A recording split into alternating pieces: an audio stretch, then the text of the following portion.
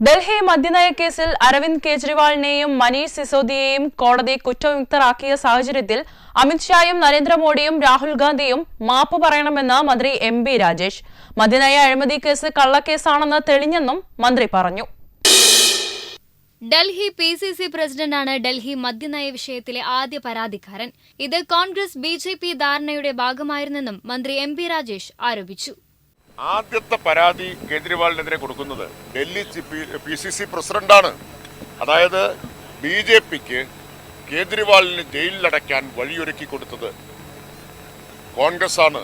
വിശ്വ ഹിന്ദു പരിഷത്തിനും RSSനും പള്ളി പൊളിക്കാൻ കോൺഗ്രസ് ആണല്ലോ വഴിയൊരുക്കി കൊടുത്തത്. അതുപോലെ കേജ്രിവാളിന് ജയിലിലടയ്ക്കാനുള്ള വഴിയൊരുക്കി കൊടുത്തത് ഇവരാണ്. ഡാറ്റ ചോർച്ച സംബന്ധിച്ച് കേന്ദ്രം ചെയ്യുന്നതൊന്നും വാർത്തയാകുന്നില്ല. അതിനെതിരെ ആർക്കും പരാതിയില്ല. കേരള സർക്കാർ ചെയ്യുന്നതിലാണ് പ്രശ്നം. തന്റെ ഫോണിലേക്ക് PM ഓഫീസിൽ നിന്ന് വന്ന മെസ്സേജ് കാണിച്ച് മന്ത്രി ഡാറ്റ ചോർച്ച നിഷേധിച്ചു.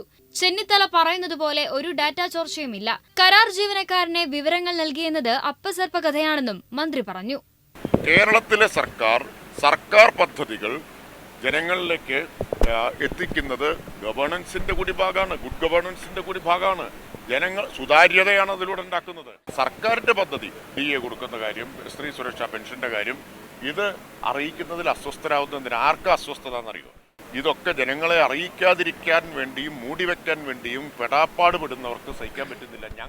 എന്റെ ചോദ്യം, കേന്ദ്ര ഗവൺമെന്റ് ഇത് ചെയ്യുന്നു എന്നത് ഇതുവരെ വാർത്തയല്ല, അതിൽ ഇതുവരെ ചോദ്യങ്ങൾ ഉണ്ടായിട്ടില്ല. ബ്രഹ്മപുരം പ്ലാന്റ് സംബന്ധിച്ചുള്ള യാഥാർത്ഥ്യം ജനങ്ങൾക്കറിയാം. ഇതൊക്കെ ആര് ചെയ്തു എന്നും ജനങ്ങൾക്കറിയാം. ഞങ്ങൾക്ക് കയ്യടി ചോദിച്ചു വാങ്ങിക്കേണ്ട ആവശ്യമില്ല. ഞങ്ങൾക്ക് കിട്ടുന്നത് പ്രവൃത്തി മൂലമുള്ള കയ്യടിയാണെന്നും മന്ത്രി പറഞ്ഞു. ബ്രഹ്മപുരത്തെ മാത്രമല്ല കേരളത്തെ ആകെ മാറ്റും, ഇതൊരു പൂങ്കാവനമാക്കി മാറ്റും എന്ന് ഗവൺമെന്റ് പ്രഖ്യാപിച്ചു. സംസ്ഥാന സർക്കാരിന്റെ ആ നിശ്ചയദാർഢ്യത്തിന്റെ തെളിവാണ് ഇവിടെ. ഇനി ഒരു ബ്രഹ്മപുരത്ത് മാത്രമല്ലല്ലോ, ഇപ്പോൾ PPP പ്ലാന്റാണ് പാലക്കാട്ട് പൂർത്തിയാവുന്നത്. 2 മാസം കഴിഞ്ഞ് അത് ഉദ്ഘാടനത്തിന് റെഡിയാവുകയാണ്.